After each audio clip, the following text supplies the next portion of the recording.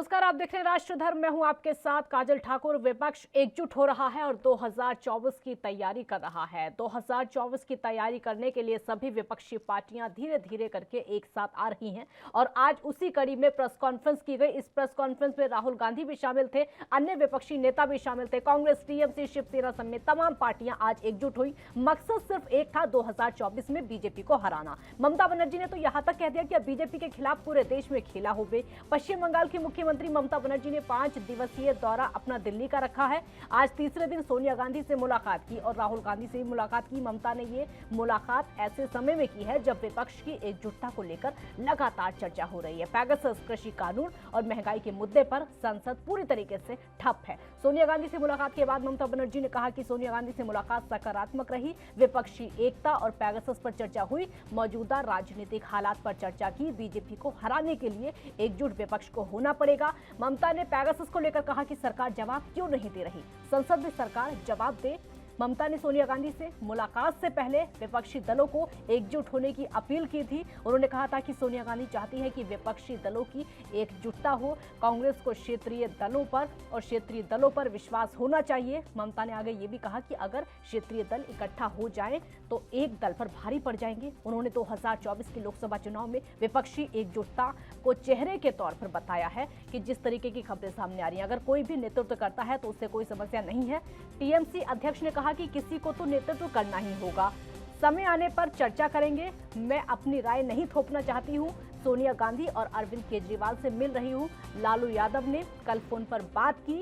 रोज हम बात कर रहे हैं, अभी 3 साल हैं, हम चर्चा कर रहे हैं। उन्होंने कहा कि मेरा सभी के लिए सम्मान है। सोनिया गांधी विपक्ष की एकजुटता चाहती है। उसके साथ ही उन्होंने कहा कि नरेंद्र मोदी से देश की टक्कर होगी। लोकतंत्र को बचाने के लिए सभी चेहरे सामने आएंगे और यही हम लगातार अपील कर रहे हैं। विपक्षी पार्टियों का क्या कुछ कहना है, क्योंकि आज सभी विपक्षी नेताओं ने प्रेस कॉन्फ्रेंस की है। उन नेताओं को आपको सुनवाते हैं जरा। मैं समझता हूं कि एक शिष्टाचार मुलाकात है और शिष्टाचार मुलाकात चूँकि आदरणीय श्रीमती सोनिया गांधी जी हमारी पार्टी की राष्ट्रीय अध्यक्ष हैं और उनका अपना एक लंबा राजनीतिक अनुभव भी है, जीवन भी है, तो ममता बनर्जी जी जो हमारी अभी चीफ मिनिस्टर हैं बंगाल की, तो कहीं ना कहीं वो शिष्टाचार मुलाकात करने जा रहे हैं। देखिए, ममता जी बीजेपी को हराने के बाद और तीसरी बार मुख्यमंत्री बनने के बाद पहली बार दिल्ली आई हैं। तो औपचारिक मुलाकात उन्होंने माननीय प्रधानमंत्री जी से भी की है। माननीय प्रधानमंत्री जी से उन्होंने पश्चिम बंगाल को लेकर के, वैक्सीनेशन को लेकर के बात की है। जो जासूसी वाला मामला था उस पर सर्वदलीय बैठक बुला करके उस पर कमेटी बना करके जांच करने की बात की है और अपने प्रदेश के बारे में बाकी चीजें प्रधानमंत्री जी को अवगत कराई होंगी। जहां तक सवाल नाम बदलने का है तो वो प्रस्ताव भी माननीय प्रधानमंत्री जी के सामने रखा है और वो बाकी भी विपक्ष के नेताओं से औपचारिक मुलाकात कर रही हैं, जिसको लेकर के पूरे देश में बड़ी चर्चा है। तो क्योंकि उन्होंने ये जरूर अपने प्रदेश में साबित किया है कि बीजेपी का रथ कैसे रोका जा सकता है। बंगाल में रुकते रुकते रुका है, पश्चिम बंगाल में रुक गया है।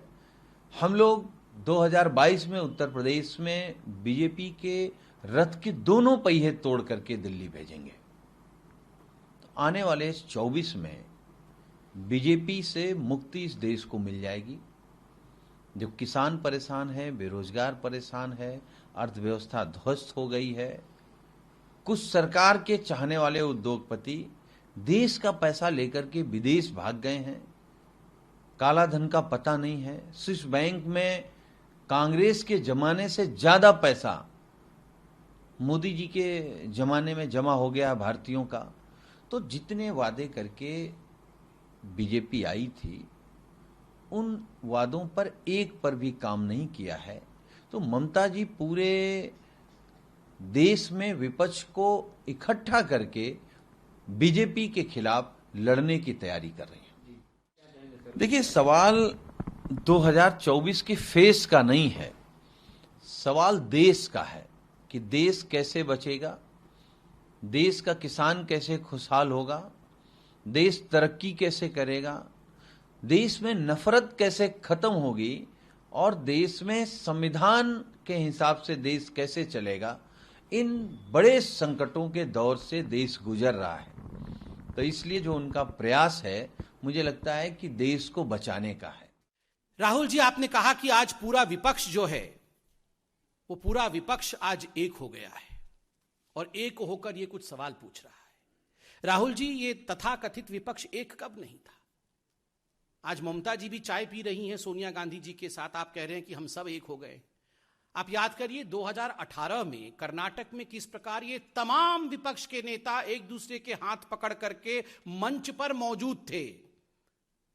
ममता जी, मायावती जी, सोनिया जी, ये सारे लोग मंच पे मौजूद थे और कह रहे थे हम तमाम नेता एक होकर भारतीय जनता पार्टी को हराएंगे, हम मोदी जी के विचारधारा के खिलाफ अपनी आवाज को बुलंद करेंगे। क्या नतीजा हुआ? क्या नतीजा हुआ? जनता जनार्दन है। राहुल गांधी, अखिलेश जी एक साथ साइकिल में बैठे थे, दो अच्छे लड़के यूपी के निकले थे साइकिल पे। क्या नतीजा हुआ उस साइकिल यात्रा का? क्या नतीजा हुआ इन सबके गठबंधनों का? कुछ नतीजा नहीं निकला। जो बंगाल को ही संभाल नहीं पा रहे हो, देश क्या संभालेंगे? आज ठीक है कि देश में कोई नेता नहीं है मोदी जी के बराबर में, तो वो शून्यस्थान को पूरा करने के लिए वो आ रही हैं। लेकिन बंगाल में जिस प्रकार हाहाकार चल रहा है, राजनीतिक हिंसा, भ्रष्टाचार, हर डिपार्टमेंट में आज लगभग 5 लाख ऐसे पोस्ट है जो खाली है बंगाल गवर्नमेंट में, जिसको पूरा नहीं हो रही है, सरकार नहीं चल रही है, क्योंकि उनके पास आर्थिक तंगी है। इसलिए पैसा मांगने भी आ रहे हैं मोदी जी के पास, और साथ साथ लोगों को भ्रमित करके और खाली बहका कर रखने का प्रयास हो रही है। बंगाल के युवा को नौकरी करने के लिए अब पश्चिम भारत में जाना पड़ा है, गुजरात, महाराष्ट्र, कर्नाटक में जाना पड़ा है, लाखों की संख्या में। कोई काम नहीं वहाँ, और केवल सिंडिकेट काटमानी चल रही है। पिछले बार उन्होंने प्रयास किया था 19 में, उसका नतीजा मालूम है, उनको 12 सीट कम हो चुकी है। बाकी जिन नेताओं ने उनके साथ जाके ब्रिगेड पैरेड ग्राउंड में रैली की थी, ऐसे बहुत नेता एमपी थे, आज लोकसभा में नहीं दिखाई देते, उनके पार्टी के प्रतिनिधि तक नहीं पहुंच पाया लोकसभा में। तो देश की जनता जागरूक है, वो जानते हैं बंगाल में मारपीट करके वो वोट जीत सकते हैं, लूट करके। देश में संभव नहीं, क्योंकि मोदी जी हैं, लोगों का भरोसा मोदी जी के ऊपर पूरा है, इसलिए लोग इधर उधर देखने के लिए तैयार नहीं है।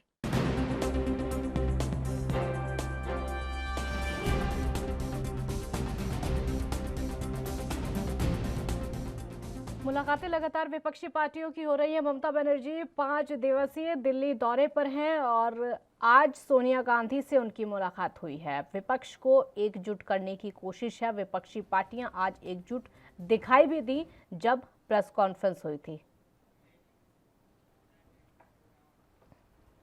एक ब्रेक के लिए आप पर रुकेंगे, ब्रेक के बाद चर्चा की शुरुआत करेंगे।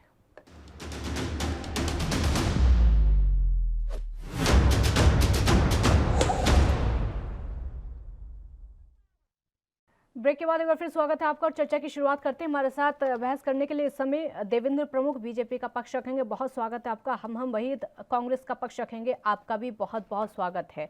देवेंद्र जी, पहला सवाल आपसे ही करते हुए, क्योंकि विपक्ष एकजुट हो चुका है और विपक्षी एकता आज दिखाई दी है। जिस तरीके से प्रेस कॉन्फ्रेंस हुई है उसमें विपक्षी एकता दिखाई दी है। सीधे सीधे 2024 की तैयारी विपक्ष कर रहा है, आपका रिएक्शन? काजल जी, विपक्ष की एकता का स्वागत है, लोकतंत्र में स्वागत करना चाहिए, जो लोकतांत्रिक कार्य है, अच्छी बात है। और हमें इस बात की खुशी है कि आज हमारी वजह से 2018 फिर से ताजा हो रहा है। कर्नाटक में घटना घटी थी 2018 में, आपने देखा था, दीदी से लेकर बहन जी तक, और यूपी के 2 लौंडे भी उसमें थे। ये पता नहीं कौन सी भाषा यूपी का सब था, सब इकट्ठे हुए थे और इसीलिए हुए थे जो आज चर्चा जिस पर आज हमसे आप करने जा रहे हैं। तो हम बधाई देना चाहते हैं कि जिस तरह से विपक्ष एक हुआ है वो एक बना रहे, और हमें विश्वास है कि हमने जो 7 वर्ष में कार्य किया है उसकी ताकत आज विपक्ष को समझ में आई है, और जो लोग लोकतंत्र और देश को नुकसान पहुंचा रहे हैं उनको समझ में आई है कि बगैर एक हुए उनके अंदर कोई ताकत नहीं है कि वो भारतीय जनता पार्टी का सामना कर सके और दुनिया के सबसे दमदार नेता का सामना कर सके। इसलिए वो आज एक हुए हैं, अच्छी बात है। हम बधाई देते हैं उनकी एकता के लिए, बनाए रखें अपनी को। अभी 2022 में भी जरूरत पड़ेगी उनको, 24 तो दूर है।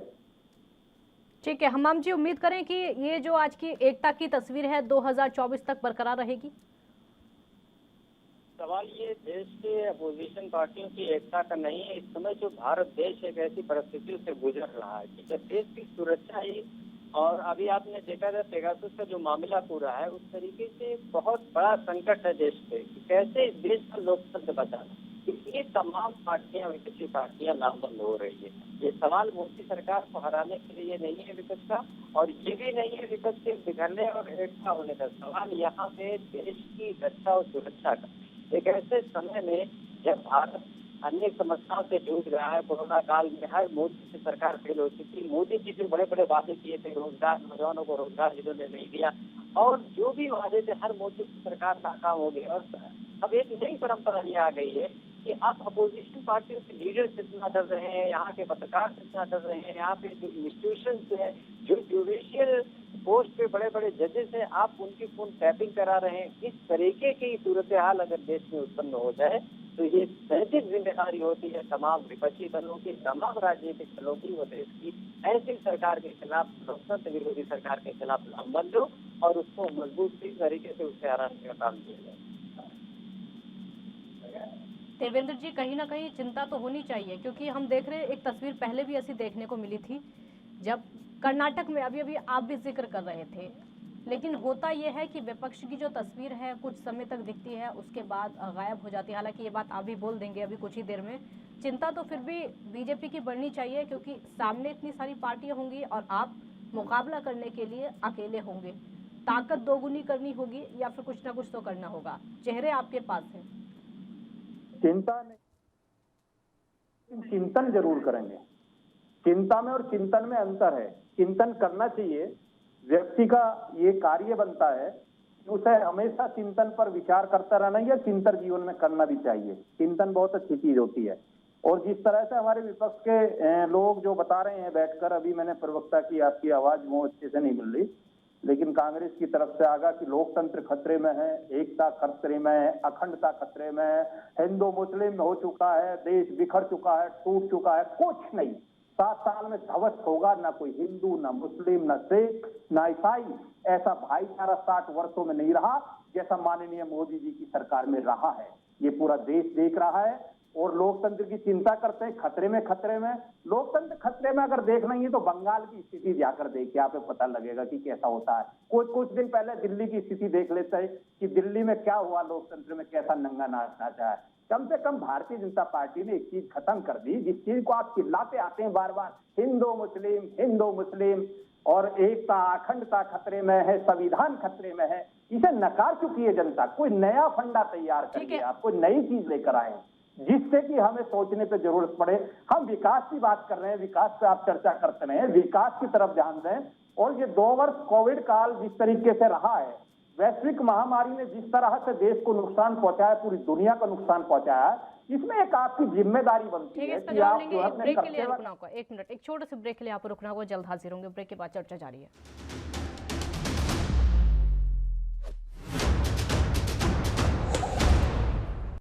ब्रेक के बाद एक बार फिर स्वागत है आपका। दोनों मेहमान इस समय हमारे साथ जुड़े हुए हैं। वही जी सवाल मेरा आपसे होगा, 2024 की तैयारी विपक्ष पूरी तरीके से कर रहा है? काजल जी, बिल्कुल 2024 की तैयारी करेंगे। उससे पहले जो हम बता रहे हैं कि देश जिस गंभीर परिस्थितियों से गुजर रहा है, जो इस समय का सबसे बड़ा मुद्दा है कि देश में इस तरीके की एजेंसियां से अगर इंक्वायरी कराई जा रही है, जासूसी कराई जा रही है, तो किसकी हो रही है? आपको देश के अपोजिशन लीडर से खतरा है, देश के पत्रकारों से खतरा है, देश के जो हमारे जुडिशियरी के बड़े बड़े अधिकारी होते हैं, जजेस होते हैं, उनसे खतरा है। अरे अगर इंक्वायरी होती है, किसी की जासूसी कराई जाती है तो आतंकवादियों की कराई जाती है, लेकिन आपने अपने ही लोगों से, खुद के सरकार के मंत्री पे अगर भरोसा नहीं है, उनके पीएस जो पर्सनल सेक्रेटरी होते हैं राजस्थान की वजीराला, आप इनको रोक पाएंगे? वही जी, आप लोग एकजुट होकर इनको रोक पाएंगे? बिल्कुल, मैं तो कह रहा हूँ पूरे भारत की नैतिक जिम्मेदारी है, सभी राजनीतिक दलों की जिम्मेदारी है, सभी जो लोग देश की सेवा में लगे हुए हैं उनकी जिम्मेदारी है कि आप बिल्कुल एकजुट हो और एक ऐसी सरकार के खिलाफ जिसमें नई परंपरा जाती है, जो सबसे बड़ी सुरक्षा का मामला है। ऐसे समय में इजराइल में और उसके बाद फ्रांस में उन लोगों ने इंक्वायरी कर रही है वहाँ पे इंक्वायरी हो रही है, तो भारत में इंक्वायरी क्यों नहीं? आखिर सरकार क्यों बच रही है? सरकार को जवाब देना चाहिए। आप संसद में जवाब नहीं दे पा रहे, संसद के बाहर विपक्षी दलों ने प्रेस कॉन्फ्रेंस की, वहाँ पे प्रधानमंत्री को जवाब देना चाहिए, देश के गृह मंत्री को, कि आपने उस पेगासस अफेयर को हायर किया था कि नहीं किया था, अगर किया था तो किस लिए किया था, आखिर ये जो पूरा मामला है वो क्यों है? अगर भारत नहीं, उस चीज का जवाब सरकार ही नहीं दे पा रही है, उस चीज का तो जवाब सरकार दे ही नहीं पा रही है ना, उस चीज का जवाब सरकार नहीं दे पा रही है। आगे क्या करेंगे, आगे क्या स्टैंड होगा विपक्ष का? मोदी जी की दाढ़ी में तिनका है, आपको जवाब देना होगा। देश की जनता जानना चाहती है, देश की अपोजिशन के लोग जानना चाहते हैं, सभी राजनीतिक पार्टियां जानना चाहती है, आपको देना होगा। देवेंद्र जी, जवाब मांगा जा रहा है आपसे। काजल जी, आवाज कम मिल रही है उनकी, मुझको ज्यादा अच्छे से मिल नहीं रही। मैं आपको बता देती हूँ, उनकी आवाज कम मिल रही है, उनकी आवाज ठीक कराते हैं, उनकी आवाज कम मिल रही है, ठीक है। मैं आपको बता देती हूँ, अब वो जवाब आपसे चाहते हैं कि पेगासस पर बहस क्यों नहीं होती है, चर्चा क्यों नहीं होती है, अगर खरीदा है सॉफ्टवेयर तो बताया क्यों नहीं जाता है, यूज किया है तो बताया क्यों नहीं जाता है? ये बहुत अच्छा क्वेश्चन है। बहस क्यों नहीं होती, चर्चा क्यों नहीं होती? काजल जी, अब जो संसद चल रहा है, जो सत्र चल रहा है, मानसून सत्र देखने यहाँ आपने क्या हालत है, क्या है, चर्चा के लिए ही तो चल रहा है। और बहस करने का दम हो किसी में, मुद्दे उठाने का दम हो किसी में, तो वो उठाए तो सही, संसद में आए तो सही। और जिस तरह से ट्रैक्टर पर बैठकर विपक्ष के झंडा निकालकर या लोगों को इकट्ठा कर सोचते हैं कि संसद में बहस हो रही है, नहीं नहीं, अंदर करनी पड़ेगी बहस। क्वेश्चन सवाल जवाब अंदर होंगे, संसद के गेट पर नहीं होंगे। कब तक आप किसानों के कंधे पर बंदूक चलाकर कब तक चलाओगे? आप 8 महीने भोले भाले कुछ लोग आपने, कुछ लोग मैं इसलिए कहूंगा कि वो भी राजनीतिक लोग ही हैं, आम किसान तो वहां कोई बच नहीं रहा। उनके कंधे पर जिस तरह से आप बंदूक चला रहे हैं और उनके पीछे जिस तरह से वो मैनेज हो रहा है, वो सारी चीज खुलकर आ गई है। आप किसान की भी बात करते हैं, आप एकता अखंडता की बात करते हैं, हिंदू मुस्लिम की बात करते हैं, और देश की महामारी में भी, वैश्विक महामारी का भी जिक्र करते हैं, सबका जवाब भी मांगते हैं। लेकिन जवाब मांगने लायक तो बनो। आप कहते हैं फोन टैपिंग की बात है कि हमारे नेताओं के या पत्रकारों के, पहली बात तो वो क्लियर करके बताइए कि आप कहाँ किसका टैपिंग हुआ है, क्या चीज है, कहाँ जरूरत है। और दूसरी बात, अगर आप इतने अच्छे और ईमानदार हैं तो टैपिंग को लेकर आइए ना, क्या चीज टैपिंग है? कोई आप आतंकवादियों से बात करते हो क्या? काहे की टैपिंग होगी आपकी? विश्व बैंक में आपके खाते हैं, कहीं है, उसकी टैपिंग होगी क्या? स्विस बैंक में है, स्विस बैंक से कहीं जानकारी निकल गई, लीक होगी? डरते क्यों हो? सामना करो ना आप। अरे आपको जब आपको लग रहा है सरकार पे शक है, आप सरकार आपकी बात नहीं सुन रही, तो आप माननीय सुप्रीम कोर्ट में चले जाइए सीधे। आपने कहाँ मने करेंगे? तो वाशिंगटन पोस्ट के खिलाफ आप मानहानि का दावा मुकदमा दे दी, क्योंकि भारत की शरीर में इस तरीके धोखा करने का अधिकार किसके पास है? क्यों कोई इस तरीके से भारत की शरीर? वही जी मेरा एक सवाल सुनिए, ठीक है, वही जी मेरा एक सवाल सुनिए। विपक्षी एकता की तस्वीर आज हमने देखी है, बाकायदा प्रेस कॉन्फ्रेंस की गई है। हमने विपक्षी एकता की तस्वीर जब भी देखी थी, जब जेडीएस और कांग्रेस की कर्नाटक में सरकार बनाई गई थी, उसमें भी सभी पार्टियां एक साथ थी, वो जो तस्वीर आई थी सामने, बहुत खूबसूरत तस्वीर थी। लेकिन जब सरकार बन जाती है उसके बाद वो तस्वीर दूर दूर तक नजर नहीं आती है। एक बार फिर से वैसी ही तस्वीर हमें देखने को मिली है। कैसे हम यकीन करें, कैसे हम अंदाजा लगाएं कि ये तस्वीर एक साथ रहेगी? जो विपक्ष दावा कर रहा है एकजुट होने का कि हम साथ रहेंगे, ममता बनर्जी भी कह रही है कि सोनिया गांधी से मुलाकात हुई है, हम साथ रहेंगे, विपक्षी एकता रहेगी और मोदी को हराएंगे। राजन जी, मैं स्पष्ट रूप से कहना चाहता हूँ, सभी विपक्षी दल एक साथ रहेंगे, क्योंकि जो समस्या है इस वक्त, जो सरकार है वो लोकतंत्र विरोधी है। ये जो लड़ाई है वो मोदी से नहीं है, मोदी सरकार एक ऐसी सरकार से जिसने इस देश में नई राजनीति तो बढ़ावा देने का काम किया। इस तरीके से षड्यंत्र रचा जा रहा है अपने लोगों पर, ये देश की जनता बर्दाश्त नहीं कर पा रही। आज 125 करोड़ जनता पूछना चाह रही है। भाजपा प्रवक्ता महोदय भी बता रहे थे, आप सामना कीजिए। मैं तो कह रहा हूँ प्रधानमंत्री को सामना करना चाहिए, सरकार को जवाब देना चाहिए, उसने पेगासस के सॉफ्टवेयर को हायर किया है कि नहीं किया है।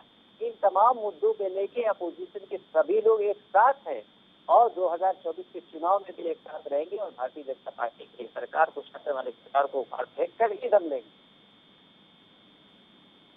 देवेंद्र जी, विपक्ष एक साथ है, भले ही हमने तस्वीर पहले देखी थी, लेकिन इस बार गारंटी दे रहे हैं वो। अच्छी बात है। देखिए, अच्छी बात इसलिए है काजल जी कि पिछली बार फ्लॉप रहा हो जैसी भी बात है, दोबारा एक प्रयास किया जा रहा है, और प्रयास में अच्छी बात है कि वो अब गारंटी दे रहे हैं और आपके माध्यम से दे रहे हैं, ये भी अच्छी बात है। चैनल्स पर बैठकर एक प्रवक्ता गारंटी इस बात की ले रहे हैं कि अब जो आपके गारंटी शुदा इसको वादे को निभाएंगे। लेकिन हमारे लिए हमें अच्छा रहेगा कि हमें अलग अलग ना जाके एक साथ ही सामना करना पड़े। सबकी विचारधारा एक जैसी है, सारा विपक्ष जो चाहता माननीय मोदी जी को देखना नहीं चाहता, जिसको पूरा विश्व तो देखना चाहता है, लेकिन भारत का विपक्ष नहीं देखना चाहता। वो एक पटल पर आकर हमसे सामना करेगा, अच्छी बात है, हम स्वीकार करते हैं। यहाँ की जनता के आप इकट्ठा होकर आइए, बार आइए, स्वागत है आपका। लोकतांत्रिक तरीके से आइए आप, और सॉफ्टवेयर चिल्लाने की जरूरत नहीं है।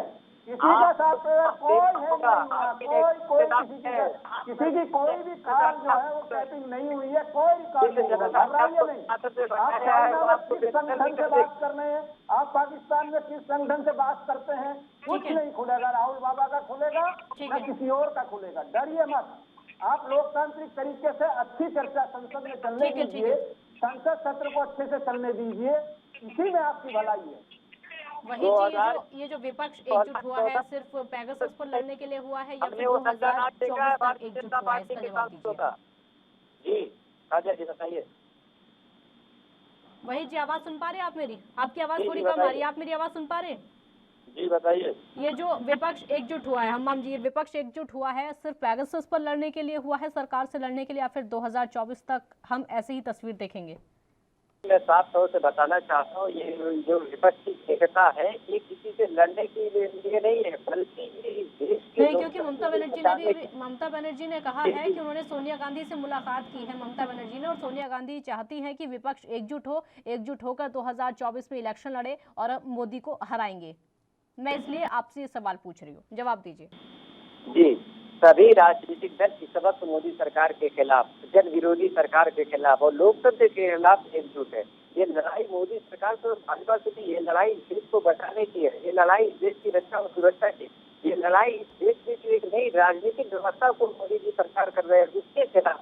ये लड़ाई उसके लिए है कि जब एक ऐसी सरकार में जब कोरोना काल से लाखों लोग, सैकड़ों की तादाद में लोग ऑक्सीजन से मर रहे थे, उसके बाद भी सरकार पार्टियां इतनी सारी हो जाएंगी, विपक्ष का चेहरा कौन होगा? विपक्ष का चेहरा कौन होगा? वही मोदी जी की सरकार को जिम्मेदारी लेनी होती है। सरकार जिम्मेदारी न लेकर ये इल्जाम लगाती है कि ऑक्सीजन से एक भी मौत नहीं हुई। ऐसी सरकार के खिलाफ तमाम विपक्षी दल एकजुट होकर 2024 तक चुनाव भी लड़ेंगे और पूरी जो भी अपोजिशन के मुद्दे हो उसको पूरी मजबूती से उठाने का काम किया जाएगा। वही जी, चेहरा कौन होगा? विपक्ष का चेहरा कौन होगा? मैं तो पहले कह रहा हूँ ना कि विपक्ष का चेहरा कौन होगा। विपक्ष में सभी लोग चेहरे वाले हैं, सबकी अपनी पार्टी है। सवाल ये नहीं है कि सब लोग कैसे, पहले ये बताइए, सब लोग कैसे चेहरा हो सकते हैं? अगर जैसे चुनाव होगा तो आप सभी पार्टियां एक साथ मिलकर चुनाव लड़ेंगी, फिर किसी ना किसी एक चेहरे को तो पुश करना पड़ेगा ना कोई एक चेहरा तो आएगा ना। प्रधानमंत्री कौन बनेगा? फिर बात वहाँ आ जाएगी, चेहरे की लड़ाई हो जाएगी, फिर आप लोग आपस में लड़ेंगे। काजल जी, मैं बता रहा हूँ 2024 के चुनाव आने में समय है, जैसे वक्त आएगा सब चीज क्लियर हो जाएगी, आपको बता दिया जाएगा। क्योंकि सवाल इसलिए है, सभी पार्टियां बड़ी हैं, सभी पार्टियां, और मैं आपको बता दूं आज जो शामिल हुई हैं, कांग्रेस, शिवसेना, आम आदमी पार्टी, टीएमसी, लगभग बहुत सारी पार्टियां आज शामिल हुई हैं। अगर कांग्रेस आगे चलना चाहेगी तो ममता बनर्जी उनके पीछे कैसे चलेंगी? अब शिवसेना वाले पीछे कैसे चलेंगे? सब तो एक दूसरे से आगे निकलना चाहेंगे ना। क्या सोनिया गांधी अपने चेहरे को ममता बनर्जी के चेहरे से पीछे रखना चाहेंगी? काजल जी, सभी पार्टियां जो आज संसद में प्रधानमंत्री के खिलाफ लामबंद हुई, उनकी एक ही प्राथमिकता है कि कैसे भारतीय जनता पार्टी सरकार को डिसाइड नहीं है। आपका डिसाइड नहीं, शायद आसान हो, देवेंद्र जी उनका डिसाइड नहीं है, शायद आपके लिए आसान हो सकता है। शायद ऐसा ना हो कि एकजुट तो हो जाए, चेहरे के वजह से लड़ाई हो जाए। देखिए काजल जी, बहुत शानदार क्वेश्चन आया आपका, और इस पर विचारणीय बात है कि जिस तरह से ये कुनबा जुड़ा है, भानुमति वाला कुनबा बोलते हैं इसको, बहुत बड़ा कुनबा है, कैसे इसकी जो है दिशा तय होगी ये तो वक्त ही बताएगा, क्योंकि पहले भी ये चीज हो चुकी है। पर हमें इस बात की खुशी है कि मैंने जो पीछे मैंने कहा कि आपको मैं बार बार यही दोहरा रहा हूँ कि अलग अलग ना लड़के एक साथ ही सब कुछ मिलेगा, सबका सामना करने का हम इस लड़ाई के लिए पूरी तरह से तैयार हैं। और नाम के साथ भी, काम के साथ भी, विकास के साथ भी। इनके पास ना तो कोई मुद्दा है, ना इनके पास कोई काम है, इन्हें रटी रटाई एक ही बात बोलनी है। इसलिए खुश हैं ताकि आपको मौका मिल जाए, वो आपस में लड़ते रहें और आपको मौका मिल जाए, आप इसलिए खुश हैं? नहीं, मैं इसलिए खुश नहीं हूँ, मैं इसलिए भी खुश हूँ कि क्या भारत के लोकतंत्र की ऐसी स्थिति आ जाएगी कि एक भी पार्टी इस हो सकता स्थिति है में ना लोकतंत्र की बचे हत्या कि वो अब हो भारतीय रही है, जनता पार्टी लोकतंत्र के की सामने। हत्या अब हो रही है, हो सकता है उस समय लोकतंत्र जीवित हो जाए। बहुत शुक्रिया आप दोनों का, बहुत शुक्रिया हमारे साथ जुड़ने के लिए। एक छोटे से ब्रेक यहाँ पर रुकेंगे, ब्रेक के बाद इसी मुद्दे पर चर्चा जारी है, कुछ और मेहमान हमारे साथ जुड़ेंगे।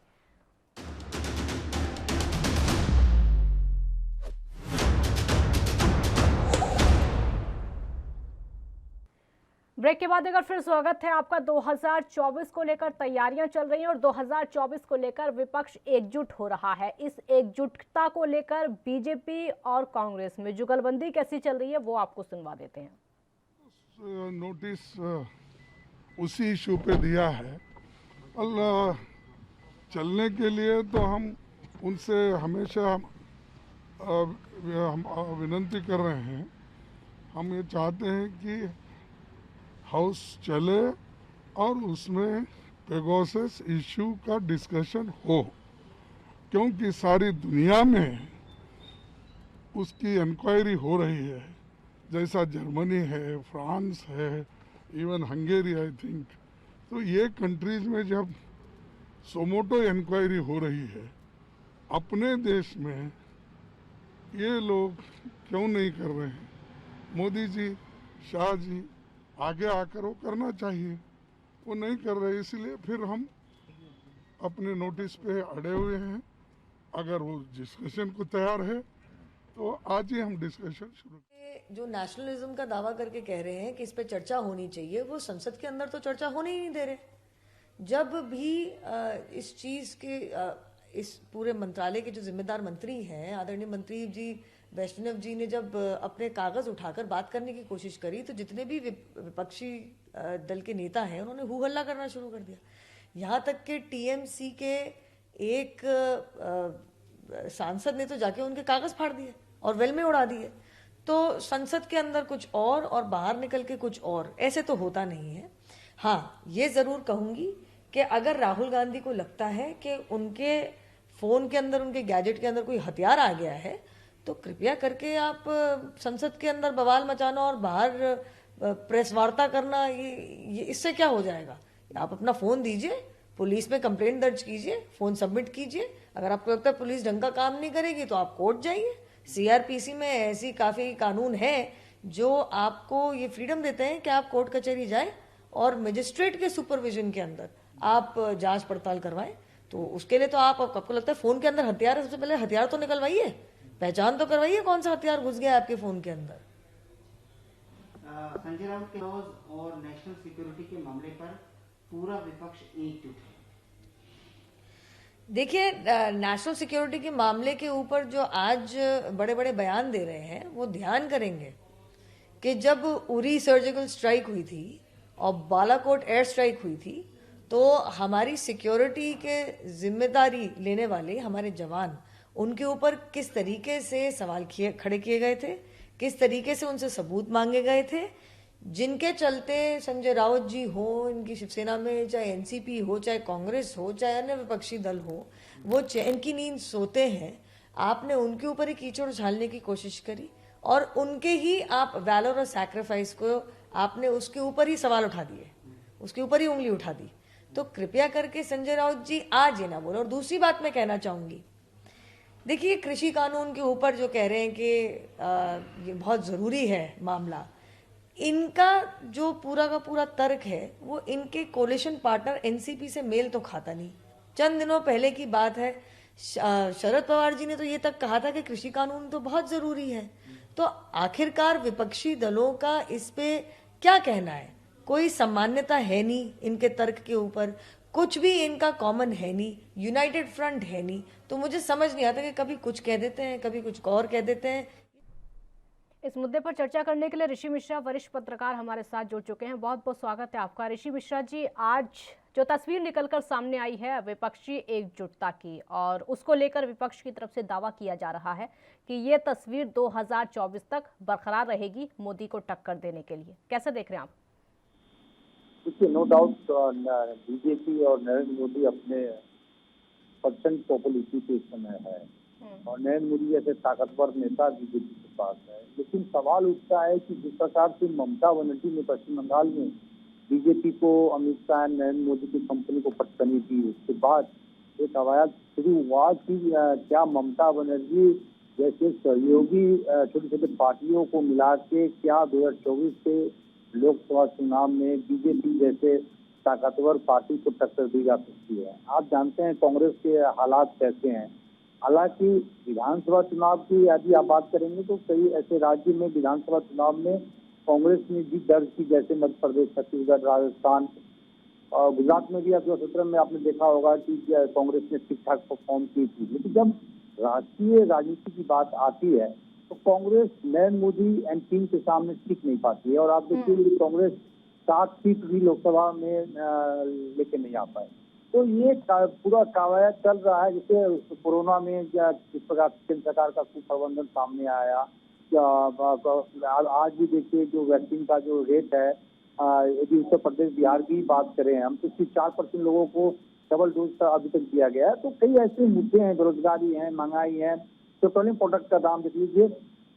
तो ऐसे बहुत से मुद्दे हैं जिससे विपक्ष केंद्र सरकार को घेरना चाहती है। जासूसी का मामला आया है। आज आपने देखा होगा कि 14 पार्टी मिलकर आज प्रेस कॉन्फ्रेंस की है। तो कई ऐसे मुद्दे हैं जिनसे केंद्र सरकार को घेरा जा सकता है। एक साझा मंच तैयार करने विपक्ष करना चाहती है ताकि नरेंद्र मोदी एंड टीम को टक्कर 2024 के चुनाव में दे सके। सवाल लेकिन ऋषि मिश्रा जी, सवाल इस चीज़ को लेकर उठ रहे हैं कि ये जो आज हमने तस्वीर देखी है, हम इस तस्वीर को पहले भी देख चुके हैं। कर्नाटक में जब सरकार बनी थी, जेडीएस और कांग्रेस की सरकार बनती है, वहाँ भी ऐसी तस्वीर देख रहे थे। वहाँ भी ममता बनर्जी पहुँचती हैं, अन्य विपक्षी दल पहुँचते हैं। वो जो तस्वीर थी सिर्फ वहीं तक रही थी, वहीं तक सीमित। उसके बाद हमने उस विपक्षी एकता की तस्वीर को नहीं देखा। अब आज फिर से हमने वो विपक्षी एकता की तस्वीर देखी है, बाकायदा प्रेस कॉन्फ्रेंस की गई है। कैसे उम्मीद कर ले कि ये तस्वीर इनकी आगे तक चलेगी? देखिए काजल जी, जितने भी पॉलिटिकल पार्टी आज आप प्रेस कॉन्फ्रेंस में जिन लोगों को देखा है, उनकी लड़ाई बीजेपी से है। और बीजेपी जिस प्रकार से बीते दिनों में जिस प्रकार से उन्होंने परफॉर्म किया है, खासकर पॉलिटिकल जीत की बात करूं तो हर पॉलिटिकल पार्टी में। और मुद्दे पर वापस आते हैं, हमारे साथ ऋषि मिश्रा जी लगातार जुड़े हुए हैं। ऋषि मिश्रा जी, हम विपक्ष की एकजुटता को लेकर ही अभी तक चर्चा कर रहे थे और अभी जो खबरें निकलकर सामने आ रही है, इससे देखिए कितना ज्यादा पता चलता है कि कांग्रेस के अपने घर में एकता नहीं है। कैसे वो दूसरी पार्टियों को साथ लेकर आएंगे, कैसे वो दूसरी पार्टियों की जो तस्वीर है उसको 2024 तक साथ में लेकर जाएंगे और इलेक्शन लड़ लेंगे? कैसे देख रहे हैं आप? देखिए जिस खबर को आपने ब्रेक किया है, ये 4-5 दिन पुराना वीडियो है और जो तारा साहब प्रदेश अध्यक्ष के साथ शिक्षा मंत्री और सिखावती जेल से आते हैं। तो अशोक गहलोत की मजबूरी है कि अन्य जाट नेताओं को भी एडजस्ट करना है और डोटारा जाट समुदाय से आते हैं। और एक व्यक्ति एक पद का फॉर्मूला अशोक गहलोत या कांग्रेस हाईकमान ने सोचा है कि एक व्यक्ति को एक ही पद दिया जाएगा। तो हो सकता है कि डोटारा साहब को प्रदेश अध्यक्ष कंटिन्यू करे अशोक गहलोत और शिक्षा मंत्री का पद इनसे लिया जाए। तो ये उसी संदर्भ में उन्होंने किसी व्यक्ति को उन्होंने जो बातें कही है तो आपने दिखाया है। जहाँ तक केंद्र में विपक्ष की एकता की बात है तो ये हर पॉलिटिकल पार्टी का अपना एक स्ट्रेटजी है कि वो कैसे मतलब चुनाव लड़ते हैं और कैसे भाजपा जैसे पॉलिटिकल पार्टी को टक्कर देने के लिए एक गठबंधन का वीडियो कट गया आपका, रुक जाइए 1 मिनट जी। चेहरे को, ऋषि मिश्रा जी, चेहरे को लेकर थोड़ी बात कर लेते हैं, क्योंकि चेहरे को लेकर शायद लड़ाई हो सकती है, क्योंकि चेहरे की लड़ाई बहुत ज्यादा बड़ी हो जाती है। अभी तो सारी पार्टियां एक साथ आ रही हैं, अगर माना ये सारी पार्टियां साथ में 2024 तक इलेक्शन लड़ रही हैं तो क्या इनके बीच में चेहरे को लेकर विवाद हो सकता है? देखिए काजल जी, देखिए कोई भी गठबंधन अपोजिशन का बनेगा, उसमें कांग्रेस यदि नहीं रहती है तो वो गठबंधन मुझे नहीं लगता है कि इतनी ताकत से नरेंद्र मोदी एंड कंपनी को टक्कर दे पाएगी। सवाल उठता है कि क्या राहुल गांधी के लीडरशिप को जितने भी क्षेत्रीय पार्टी है, जैसे ममता बनर्जी हैं, शरद पवार हैं, लालू यादव हैं, क्या इनके लीडरशिप को स्वीकार करेंगे? देखिए यदि राहुल गांधी विगत कुछ समय में 4-5 राज्यों में चुनाव है, जैसे पंजाब में है, गुजरात में है, उत्तर प्रदेश उत्तराखंड में विधानसभा चुनाव है। यदि इन राज्यों में कांग्रेस ठीक ठाक परफॉर्म कर पाती है। एक ब्रेक के लिए रुकेंगे, आपको रोकूंगी, एक छोटा सा ब्रेक यहाँ पर लेते हैं, जल्द हाजिर होंगे।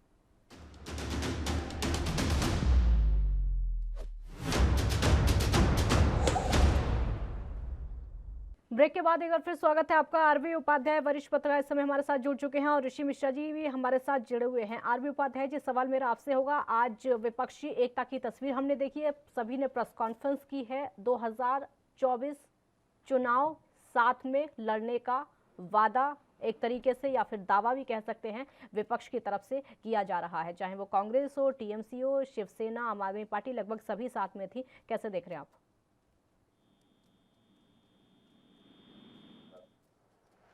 ये ऐलान करता रहता है, बोलता रहता है, उनका भी कर्नाटक में भी आपने देखा होगा यही हुआ था जगह जगह। लेकिन जो जनता का विश्वास है वो इस तरह के गठबंधनों से टूट चुका है। सिर्फ सत्ता के लिए आप एक हो जाएंगे और फिर जब कुर्सी नहीं मिलेगी एक दूसरे की टांग खींचेंगे, तो जनता विश्वास नहीं करती है। वो गठबंधन को ठगबंधन जनता समझने लगी है। ये बात अलग है कि देखिए जो मुद्दे हैं उन मुद्दों पर संसद में एक हो जाना या जनता के सरोकार हैं या राष्ट्र के जो सरोकार हैं उन पर एक मत होकर आवाज उठाना एक अलग मैटर हो सकता है। लेकिन जहां इलेक्शन साथ लड़ने वाली बात आती है तो जो अभी तक का इतिहास रहा है वो ठीक नहीं रहा है। जनता ने देखा है बहुत सारे गठबंधन बनते हैं इलेक्शन के दरमियान और फिर उसके बाद देखेंगे जैसे ही सत्ता मिलती है आपस में टांग खिंचाई होने लगती है और जनता अपने आप को ठगाता महसूस करती है। तो मैं तो फिर यही कहूंगा कि ठीक है, पार्लियामेंट में विपक्ष एकजुट हुआ और चेहरे को लेकर लड़ाई हो सकती है आरबी उपाध्याय जी, चेहरे को लेकर, क्योंकि अभी तो सभी पार्टियां साथ में हैं, लेकिन एक वक्त ऐसा आएगा कि कोई भी किसी के पीछे नहीं रहना चाहेगा। काजल, कोई किसी को एक्सेप्ट करने को तैयार नहीं। हर व्यक्ति अपने आप में जो भी पॉलिटिकल पार्टियां हैं सबसे बड़ा समझता है, वो समझता है कि भी मेरा जनाधार है और सब मेरे उसमें काम करें। अब मान लो पीछे एक गठबंधन बन रहा था लेकिन फिर उसमें आया कि बिना कांग्रेस के भी विपक्षी एकता बेईमानी हो जाती है, फिर भी कांग्रेस के पास आ पाए। कांग्रेस में भी फिर ये देखना पड़ेगा स्वीकार्यता कितनी है, क्या सारा विपक्ष राहुल गांधी को एक्सेप्ट करेगा, किसके नाम पर सहमति होगी। तो बहुत सारी चीजें अभी कहीं ना कहीं इतिहास के गर्त में और जो भविष्य है उसके गर्त में दर्ज हैं। भविष्य क्या होगा अभी से ही आंकलन लगा लेना कि भी नहीं विपक्ष एकजुट होगा और एकजुट होकर इलेक्शन लड़ेगा, मेरी समझ से परे है। और देखिए ये कोई नए प्रयोग नहीं है, ये पुराने प्रयोग हो चुके हैं। जब कांग्रेस थी तभी विपक्ष ये होता था कि कांग्रेस वर्सेज ऑल। आज हो गया है कि मोदी वर्सेज ऑल, कि मोदी के खिलाफ हम सब एक होंगे, अकेले लड़ नहीं सकते, चलो 2-3-4 मिलके चलते हैं, हो सकता है टांग पकड़ के गिरा लें। ये नहीं है। देखिए जनता की अदालत सर्वोच्च अदालत और जनता जो फैसला करती है वो बड़ा सोच समझ के करती है, कह देने पर विश्वास नहीं करती है। इस देश में बहुत सारे गठबंधन बने हैं, बहुत सारे गठबंधन टूटे हैं, कस्में खाई गई, लेकिन जैसे ही आप जीत के आए उसके बाद जो आपकी महत्वाकांक्षाएं हैं राजनीतिक दलों की या जो राजनीतिक दलों के छत्रप हैं, लीडर हैं, उनकी जो आकांक्षाएं हैं, मैं मानता हूं ठीक है, होना चाहिए, आदमी को सपना देखना चाहिए, लेकिन जनता ने जो आपको मैंडेट दिया है, जनता की अदालत ने जो फैसला किया है उसका सम्मान भी करना चाहिए। मान लीजिए कोई गठबंधन होता है और जनता उसको सत्ता में ले आती है तो वो गठबंधन ये भूल जाता है कि जनता की सर्वोच्च अदालत का फैसला क्या था, फिर वो अपने फैसले पे अड़ जाते हैं, फिर वो बार्गेनिंग करते हैं, फिर वो कहते हैं ऐसा नहीं चलेगा, मैं ऐसा। तो वो जो कहीं ना कहीं देश कमजोर होता है और देश की जो छवि है अंतर्राष्ट्रीय पटल पर वो अच्छी नहीं जाती है। आपने देखा वो कांग्रेस ने शासन चलाया है जी गठबंधन के साथ, लेकिन वहां क्या था, कोई किसी की सुनने को तैयार नहीं था और फिर ब्लैकमेलिंग कि भाई मेरी बात नहीं मानी गई, ठीक है ऋषि तो मैं मिश्रा सरकार जी, गिरा ठीक दूंगा। है, ठीक है ऋषि मैं मिश्रा जी, सरकार लग गिरा- ऐसा, ठीक है आती हूँ आरबी उपाध्याय जी। ऋषि मिश्रा जी, लग ऐसा रहा है कि ये जो तस्वीर है, इस तस्वीर का जो मकसद है, खुद की जीत कम है, मोदी की हार ज्यादा है। देखिए काजल जी, ये मजबूरी भी है कि आप मोदी जी यदि 2024 में भी चुन के आ जाते हैं तो कई पॉलिटिकल पार्टी की जो अस्तित्व है वो आपको देखने को नहीं मिलेगा। और जिस प्रकार से कांग्रेस सिमटती जा रही है, खासकर राष्ट्रीय राजनीति में, आप देखिए कांग्रेस 100 इतनी बड़ी पार्टी है, इतनी पुरानी पार्टी है और 100 सीट भी कांग्रेस नहीं ला पा रही है। तो इसका मुझे लगता है कि जब तक आप जनता से जुड़े हुए मुद्दों को लेकर सड़क पर नहीं उतरेंगे, फ्यूचर पॉलिटिक्स आप करेंगे, मुझे नहीं लगता है कि आप नरेंद्र मोदी और अमित शाह जैसे ताकतवर टीम को आप चुनौती दे सकते हैं। हालांकि इन दिनों में मैं देख रहा हूं कि राहुल गांधी सक्रिय हैं।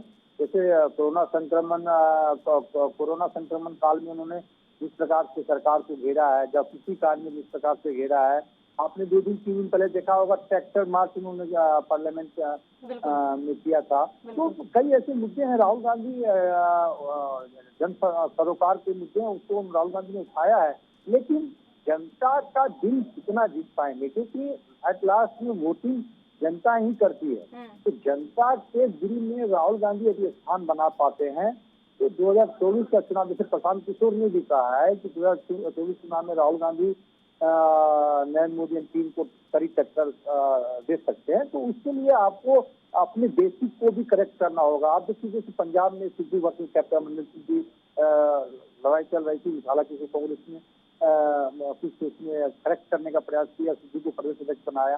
इसी तरह राजस्थान में आप आपने वीडियो दिखाया कि किस प्रकार से डॉक्टर साहब बयान दे रहे हैं कि कितने दिनों का मेहमान हूँ। तो आपको अपने सतर्क को पावर देना होगा, सतर्कों को उभार के लाना होगा, क्योंकि इंटरनल पॉलिटिक्स में, राज्य के पॉलिटिक्स में यही लोग हैं। ठीक है, समय की कमी sir. RB Upadhyay ji, last reaction आपका। कांग्रेस को खुद को मजबूत करने की जरूरत है, अगर खुद में वो मजबूती आती है तो विपक्षी एकता मजबूत होगी और शायद मोदी को टक्कर दी जा सकती है। देखिए, मोदी को टक्कर या चुनौती जनता देगी, राजनीतिक दल नहीं।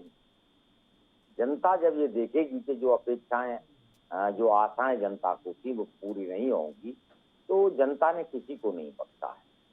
जनता की अदालत का जो फैसला होता है वो बिल्कुल सर्वोपरि होता है और बहुत सोच समझ के होता है। कांग्रेस ने बहुत कहा था भाई अच्छे कहीं ना कहीं गरीबी हटाओ का नारा या दूसरे जो भी चीजें थी, लेकिन जनता ने अपनी कसौटी पर उनको कस के देखा और जनता को लगा कि भाई ये लोग कुछ नहीं कर रहे हैं। तो माननीय प्रधानमंत्री नरेंद्र मोदी में उन्होंने एक छवि दिखी, उनको लगा कि भाई ये देश के लिए कुछ कर सकते हैं, तो इनको मौका दिया गया। तो देखिए, जनता की अदालत है और जो चुनौती है वो जनता की तरफ से होती है। आज आप देख रहे हैं बेरोजगारी है, किसानों में असंतोष है, महंगाई अपने चरम पर है, तो ये चीजें जनता के लिए मेन है। जनता को इनके ऊपर ही फैसला देना है। जनता को फैसला पॉलिटिकल पार्टियों पर कोई बहुत बड़ा वो नहीं है। जनता जिधर देखती है कि भी यहाँ एक उम्मीद की किरण उसको नजर आती है कि भी ये पॉलिटिकल पार्टी है कि चुनावी राजनीति होती है इनके, चाहे बात जो भी हो। ठीक है ऋषि जी, आपका लास्ट रिएक्शन, बोलिए बोलिए। जी, वरिष्ठ है, लेकिन मैं उनकी बात से सहमत नहीं हूँ। देखिए, अपोजिशन पार्टियों का काम है कि जो सत्ता में जो दल है उसकी नाकामियों को जनता के सामने रखे, संघर्ष करे। यदि आप जनता के बीच में एक ऑप्शन अपने आप को प्रस्तुत कर सकते हैं, जब आप संघर्ष ही नहीं करेंगे तो जनता आपको इस लायक ही नहीं समझेगी, तो फिर आपको मैंडेट कहाँ से देगी। तो इसके लिए आपको संघर्ष करना होगा, सड़क पे आना होगा, जनता से जुड़े मुद्दों को उठाना होगा। अब देखिए, किसान का कितना बड़ा मुद्दा अभी चल रहा है, महंगाई है, पेट्रोलियम प्रोडक्ट का देख लीजिए, बेरोजगारी देखिए, कोरोना संक्रमण काल में आपने देखा होगा गंगा में लाशें तैर रही थी। तो अपोजिशन पार्टी का एक कर्तव्य बनता है कि जो सरकार में पार्टी है जो जनता के मुद्दों, जनता के आकांक्षाओं पे, लेकिन ये हो नहीं पा रहा है। बिल्कुल होना चाहिए लेकिन ये हो नहीं पा रहा, सिर्फ हंगामा होता है। बिल्कुल, बहुत शुक्रिया आप दोनों का हमारे साथ जुड़ने के लिए। समय की कमी है, 2024 की तैयारी विपक्ष कर रहा है, लेकिन ये जो तस्वीर एकजुटता की है, क्या अब से लेकर 2024 तक ऐसे ही रहेगी? बहुत बड़ा सवाल है। बहुत शुक्रिया आपका। देखते रहिए ANP न्यूज़। नमस्कार।